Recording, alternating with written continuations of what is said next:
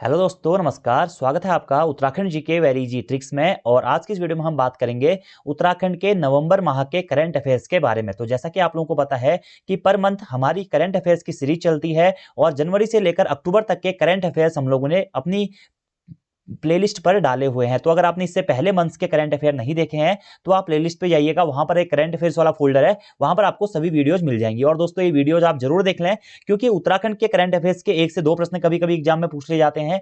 साथ ही साथ यहां से आपका जो स्टैटिक जीके वाला पोर्शन है वह भी स्ट्रांग होता है। तो आज की इस वीडियो में हम नवंबर मंथ के करंट अफेयर्स के बारे में बात करेंगे। और आज का हमारा पहला प्रश्न है कि उत्तराखंड में हिल म्यूजियम संग्रहालय की स्थापना कहां की गई है। देखिए दोस्तों, दो संग्रहालय हैं, हिल म्यूजियम संग्रहालय या फिर इसी को पहाड़ी संग्रहालय भी कहा गया, और जिसकी स्थापना कहां की गई है, गोपेश्वर चमोली में की गई है। और 8 अक्टूबर 2020 को इसका अभी हाल ही में उद्घाटन किया गया है। तो इंपॉर्टेंट है दोस्तों, प्रश्न आपसे पूछा जा सकता है कि उत्तराखंड में हिल म्यूजियम संग्रहालय कहां स्थित है, तो गोपेश्वर चमोली जनपद में स्थित है। इसी प्रकार से पहाड़ी संग्रहालय कहां स्थित है उत्तराखंड में, तो यह भी कहां है, गोपेश्वर चमोली जनपद में ही स्थित है। अब गोपेश्वर क्या है दोस्तों, चमोली जनपद के मुख्यालय के रूप में भी गोपेश्वर को ही जाना जाता है। तो हिल म्यूजियम संग्रहालय या पहाड़ी संग्रहालय कहां स्थित है, गोपेश्वर चमोली में स्थित है। दूसरा हमारा प्रश्न है दोस्तों आज का कि उत्तराखंड में शिवालिक एलिफेंट रिजर्व। देखिए दोस्तों, ये शिवालिक एलिफेंट रिजर्व काफी महत्वपूर्ण है, क्योंकि इसी शिवालिक एलिफेंट रिजर्व को एशियाई हाथियों का घर कहा जाता है। एशियाई हाथियों का घर किसे कहा जाता है, शिवालिक एलिफेंट रिजर्व को कहा जाता है, जो कि उत्तराखंड में स्थित है। उत्तराखंड में जो हमारा जौलीग्रांट हवाई अड्डा है, उसके आसपास की जो भूमि थी, उसके आसपास का जो क्षेत्र था, उसे दोस्तों 2002 में शिवालिक एलिफेंट रिजर्व घोषित करने की अधिसूचना जारी की गई थी। यानी कि ये जो क्षेत्र था, यह शिवालिक हाथियों हेतु या शिवालिक एलिफेंट के लिए रिजर्व कर दिया गया था। लेकिन अभी दोस्तों हाल ही में जौलीग्रांट एयरपोर्ट की विस्तार की बात आ रही है, जिस कारण उत्तराखंड गवर्नमेंट के द्वारा इस शिवालिक एलिफेंट रिजर्व को जो अधिसूचना थी उसको रद्द कर दिया गया है या उसे खत्म कर दिया गया है। इसी कारण ये जो टॉपिक है या ये जो पॉइंट है हमारे एग्जाम्स के लिए काफी महत्वपूर्ण है कि शिवालिक एलिफेंट रिजर्व कहां स्थित है, उत्तराखंड में स्थित था। और उत्तराखंड में जो जौलीग्रांट हवाई अड्डा वाला हमारा एरिया है, उसके आसपास का जो क्षेत्र है वह शिवालिक एलिफेंट रिजर्व के नाम से जाना जाता था। और यही शिवालिक एलिफेंट रिजर्व को एलिफेंट रिजर्व घोषित करने की घोषणा की गई थी या अधिसूचना जारी की गई थी कब, 28 अक्टूबर 2002 को। 28 अक्टूबर 2002 को दोस्तों शिवालिक एलिफेंट रिजर्व की अधिसूचना जारी की गई थी। लेकिन अभी 24 नवंबर 2020 को इस शिवालिक एलिफेंट रिजर्व को की जो अधिसूचना थी उसे निरस्त कर दिया गया उत्तराखंड गवर्नमेंट के द्वारा और वाइल्ड लाइफ बोर्ड के द्वारा। और इसी शिवालिक एलिफेंट रिजर्व को एशियाई हाथियों का घर नाम से भी जाना जाता है, जो कि उत्तराखंड का क्षेत्र था, देहरादून उसके आसपास के जो क्षेत्र थे, जंगलों का जो क्षेत्र था, जो एलिफेंट यानी कि एलिफेंटों को समर्पित कर दिया था। और यहाँ पर करीबन करीब अभी 1500 के आसपास एशियाई हाथी है, इसी कारण इसे एशियाई हाथियों का घर नाम से भी जाना जाता है। और वर्तमान में इसकी जो वाइल्ड अधिसूचना थी उसे कैंसिल कर दिया गया है। तो देखिए प्रश्न यही है कि उत्तराखंड में शिवालिक एलिफेंट रिजर्व खत्म करने को वाइल्ड लाइफ बोर्ड की मंजूरी कब दी गई, तो 24 नवंबर 2020 को शिवालिक एलिफेंट रिजर्व को खत्म करने के लिए वाइल्ड लाइफ बोर्ड के द्वारा मंजूरी दे दी गई। और ये शिवालिक एलिफेंट रिजर्व कहां पड़ता है, देहरादून या उसके आसपास के जो जंगल का क्षेत्र है, जौलीग्रांट के आसपास का क्षेत्र, वह शिवालिक एलिफेंट रिजर्व के नाम से जाना जाता है। थोड़ा बहुत इसमें एरिया दोस्तों हरिद्वार जनपद का भी आता है।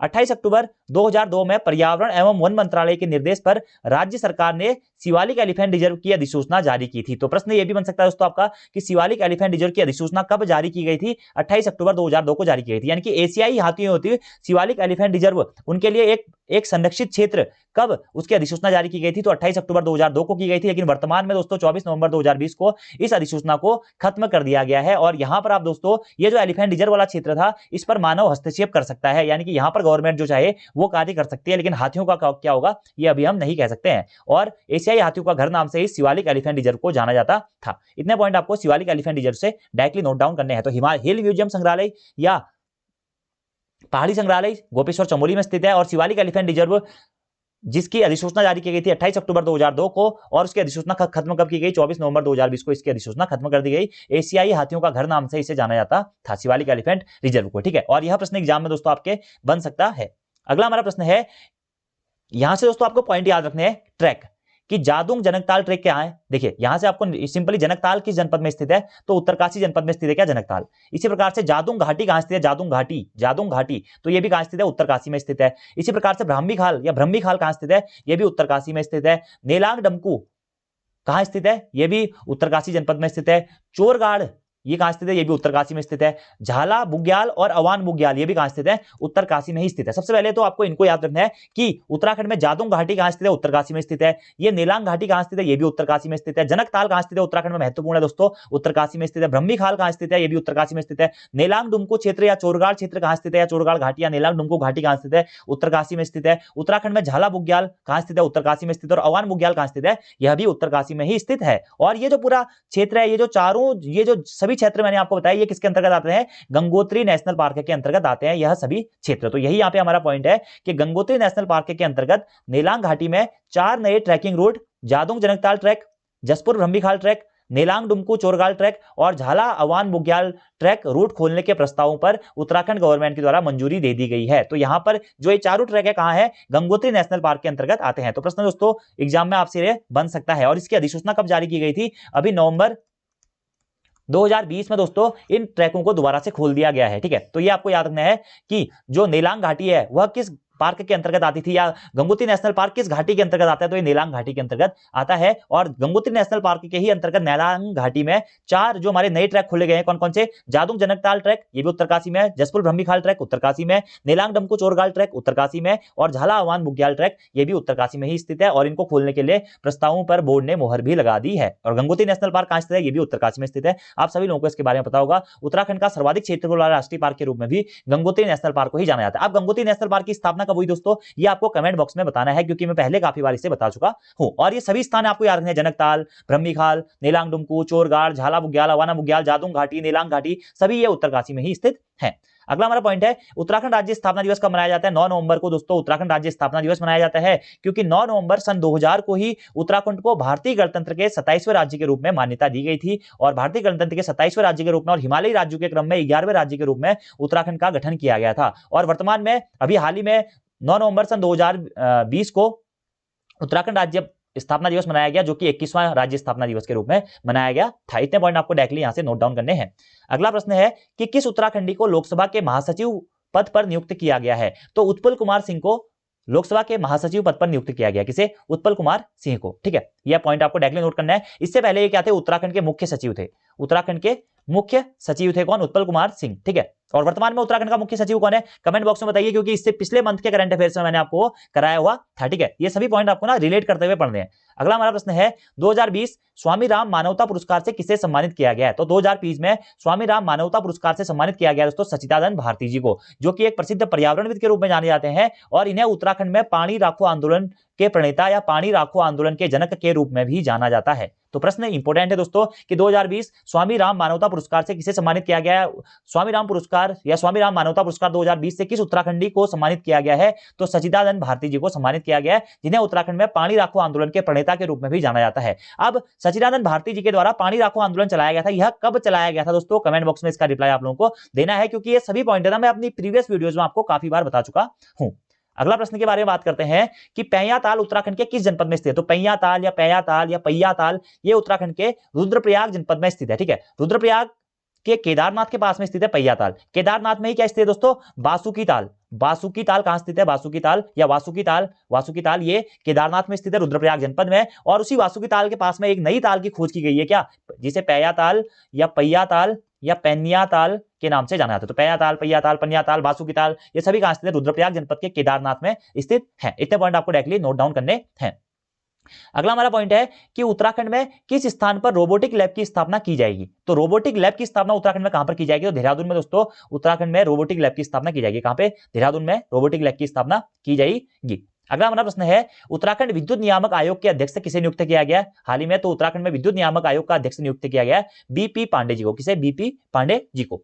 अगला दोस्तों, वेलहम गर्ल्स स्कूल कहां है? ये देहरादून में स्थित है, और अभी हाल ही में वेलहम गर्ल्स स्कूल ने अपना 63वां स्थापना दिवस मनाया है। ठीक है, ये पॉइंट ज्यादा इंपॉर्टेंट नहीं है, फिर भी आप नोट कर लीजिएगा। और इसकी स्थापना, वेलहम गर्ल्स स्कूल की स्थापना मानी जाती है कहां, कब? 1957 के आसपास इसकी स्थापना मानी जाती है, और अभी इसने अपना 63वां स्थापना दिवस मनाया है।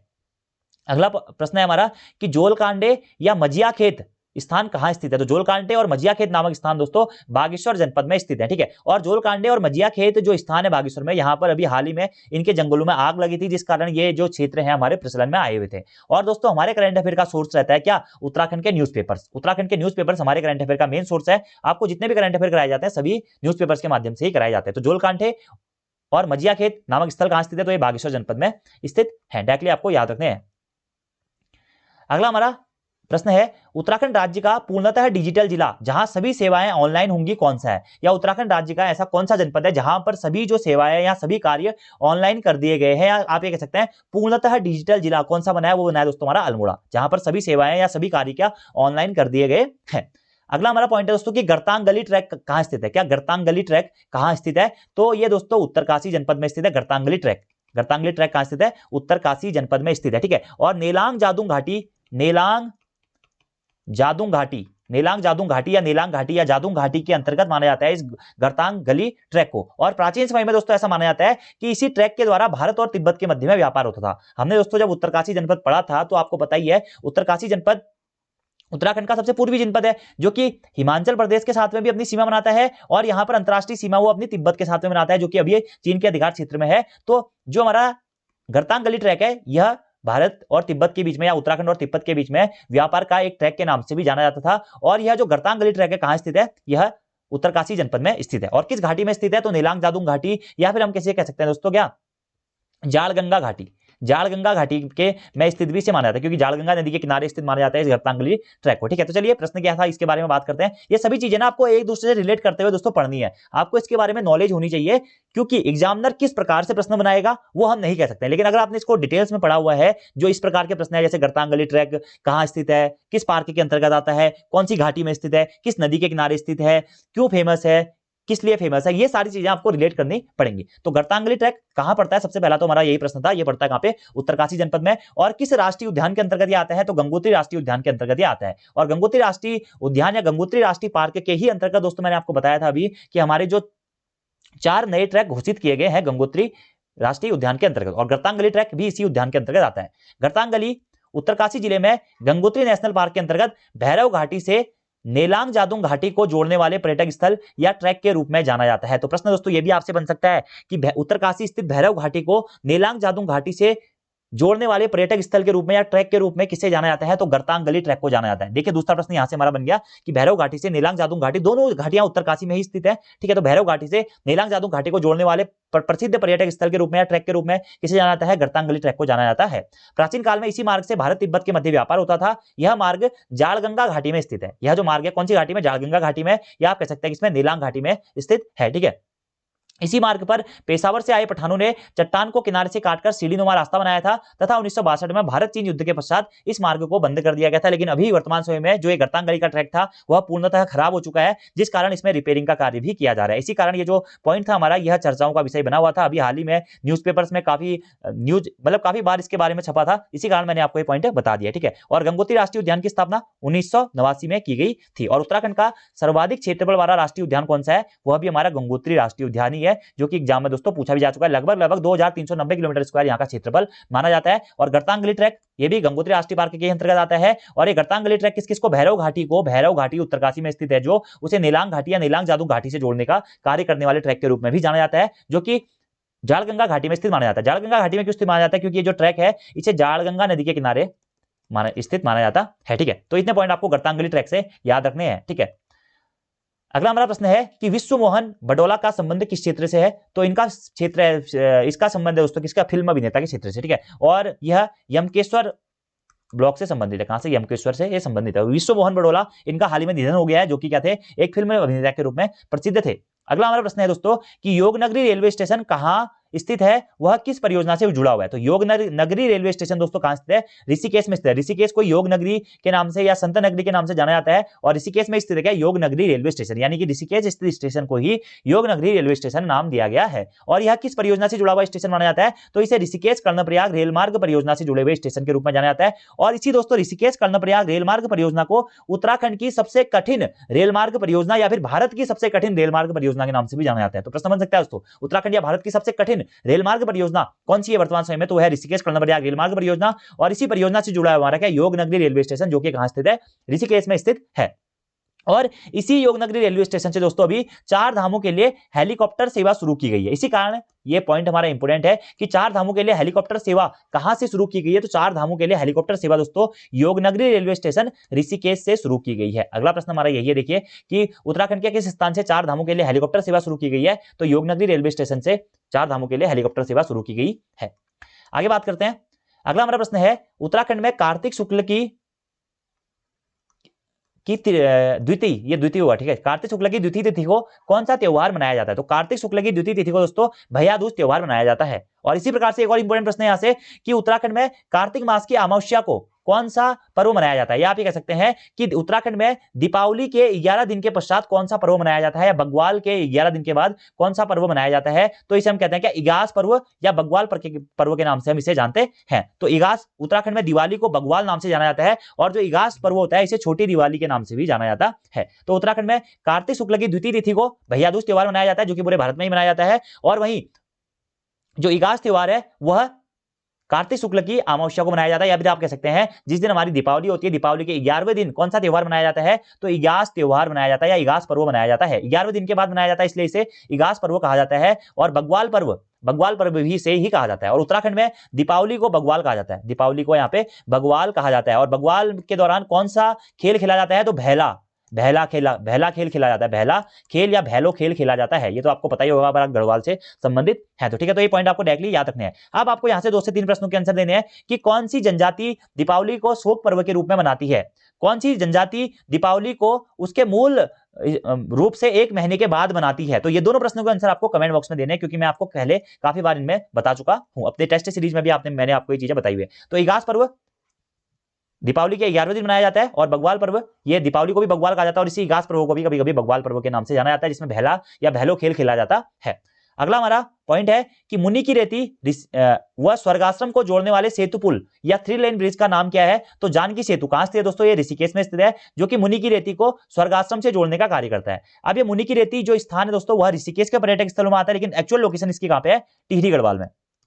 मुनि की रेती नामक स्थान किस जनपद में स्थित है पूछा जाएगा, तो टिहरी गढ़वाल जनपद में स्थित है, लेकिन लोकेलिटी के हिसाब से पूछेगा तो इसे ऋषिकेश के पर्यटक स्थलों के रूप में जाना जाता है। तो मुनि की रेती को स्वर्गाश्रम से जोड़ने वाला सेतु पुल या 3 लेन ब्रिज कौन सा है, वह है हमारा जानकी सेतु, जो कि कहां स्थित है, ऋषिकेश में स्थित है। यानी कि ऋषिकेश और टिहरी को जोड़ने का कार्य करता है क्या है, जानकी सेतु। महत्वपूर्ण है दोस्तों, इस कारण आपको याद रखना है। और मुनि की रेती मुनि की रेती को टिहरी गढ़वाल जनपद का एक प्राचीन नाम के रूप में भी जाना जाता है। प्राचीन नाम है मुनि की रेती को टिहरी गढ़वाल के एक प्राचीन नाम के रूप में भी जाना जाता है, और ये टिहरी गढ़वाल जनपद में ही स्थित है, ठीक है। और स्वर्गाश्रम कहां स्थित है, यह देहरादून जनपद में स्थित है और ऋषिकेश में, देहरादून जनपद के ऋषिकेश में स्थित है क्या, स्वर्गाश्रम। और इसी मुनि की रेती और स्वर्गाश्रम को जोड़ने वाला सेतु पुल या 3 लेन ब्रिज है हमारा कौन सा, जानकी सेतु पुल, जो कि कहां है, ऋषिकेश में ही स्थित है। अब ये जो जानकी पुल है या जानकी सेतु पुल है, यह दोस्तों 346 मीटर लंबा है और कहां स्थित है, ऋषिकेश में ही स्थित है। अगला है दोस्तों एक बजरंग सेतु पुल। तो बजरंग सेतु पुल भी कहां स्थित है, यह भी ऋषिकेश में ही स्थित है क्या, बजरंग सेतु पुल कहां, ऋषिकेश में स्थित है, ठीक है। और लक्ष्मण झूला पुल के बदले यहां पर शीशे का पुल बनाया जा रहा है, ठीक है। वो शायद मैंने आपको इससे पिछले मंथ के करंट अफेयर में बता रखा होगा, ठीक है। कुछ नाम है उसका नाम मुझे अभी एग्जैक्टली याद नहीं आ रहा है। तो लक्ष्मण झूला पुल के बदले यहां पर शीशे का या कांच का लंबा पुल यहां पर बनाए जाने की योजना भी चल रही है, ठीक है। तो ये पॉइंट भी आपको यहां से डायरेक्टली नोट डाउन करने हैं। तो जानकी पुल, जानकी सेतु, बजरंग सेतु ये कहां है, ऋषिकेश में स्थित है। और जानकी सेतु जो है मुनि की रेती को स्वर्गाश्रम से जोड़ने वाले सेतु पुल के रूप में या 3 लेन ब्रिज के रूप में जाना जाता है, ठीक है। तो दोस्तों आज की इस वीडियो को इतना ही करते हैं। यहां पर हमने जो नवंबर मंथ के करंट अफेयर्स हैं उसका पार्ट फर्स्ट हमने बात कर लिया, ठीक है। इसका जो पार्ट सेकंड है वो अभी कुछ दिनों के बाद आपके सामने आ जाएगा। अभी इसमें दोस्तों टोटल आपके 70 के आसपास क्वेश्चन बनेंगे, अगर हम बात करें पहला मंथ नवंबर मंथ के करंट अफेयर्स के क्वेश्चंस की, ठीक है। तो लगभग 30 के आसपास के क्वेश्चन हमने आज बात कर लिए हैं। बाकी क्वेश्चंस हम अपनी नेक्स्ट वीडियो में बात करेंगे, जो कि हमारा नवंबर मंथ के करंट अफेयर का अंतिम भाग होगा। तो आज की वीडियो में इतना ही दोस्तों। जितने पॉइंट आप लोगों ने नोट किए हुए हैं इतने पॉइंट का आप लोग रिप्लाई देने की कोशिश कीजिएगा। आगे हमारे पास में इससे भी अच्छे प्रश्न है। So thank you friends, thanks for watching this video, see you next time.